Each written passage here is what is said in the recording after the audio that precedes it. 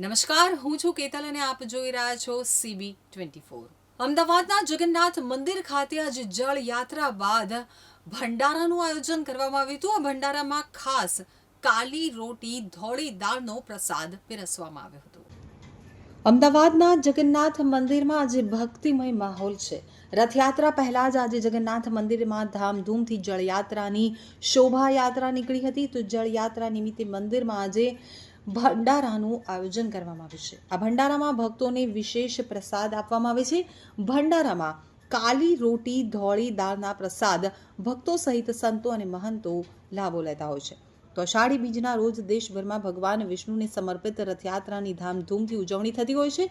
અમદાવાદના જગન્નાથ મંદિરમાં પણ રથયાત્રાની ઉજવણીને લઈ અને તડામાર તૈયારીઓ શરૂ થઈ ગઈ છે। દર વર્ષે રથયાત્રાના 15 દિવસ પહેલા જળયાત્રાની શોભાયાત્રા નીકળે છે। તો જગન્નાથ મંદિરમાં રથયાત્રામાં વર્ષોથી ભક્તોને માલપુઆ, ગાંઠિયા અને બુંદીની પ્રસાદી આપવામાં આવે છે। સાથે જ જળયાત્રા નિમિત્તે કરાતા ભંડારામાં પણ માલપુઆ, કાળી રોટી અને ધોળી દાળની પ્રસાદી બને છે। આજે અમદાવાદમાં જગન્નાથ મંદિર વર્ષોથી માલપુઆ, ગાંઠિયા અને બુંદીની પ્રસાદી આપતું આવ્યું છે। આ સાથે જ માલપુઆ, કાળી રોટી અને ધોળી દાળની પ્રસાદી બને છે, કારણ કે ભંડારામાં આ ખાસ પ્રસાદ આપવામાં આવે છે। રથયાત્રાની ઉજવણીમાં દૂર દૂરથી સંતો મહંતો ભાગ લેવા આવે છે। સાધુ સંતો લાંબા સમય સુધી પરિભ્રમણ કર્યા બાદ મંદિરે પહોંચતા હોય છે અને સમયમાં તેઓ રસાસ્વાદ વિનાનું ભોજન કરતા હોય છે। તો આ પ્રસાદીનો ઉદ્દેશ્ય દૂર દૂરથી દર્શન કરવા આવતા ભક્તો અને ગરીબોને સાત્વિક ભોજન મળી રહે તે છે।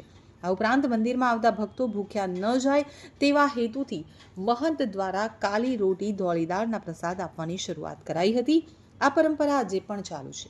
અહીં જણાવી દઈએ કે ભગવાન જગન્નાથને માલપુઆ અતિ પ્રિય છે, એટલે કે રથયાત્રામાં ભાગ લેનાર ભક્તો અને સંતો મહંતોને ભંડારામાં અતિ પ્રિય માલપુઆનો પ્રસાદ આપવામાં આવતો હોય છે।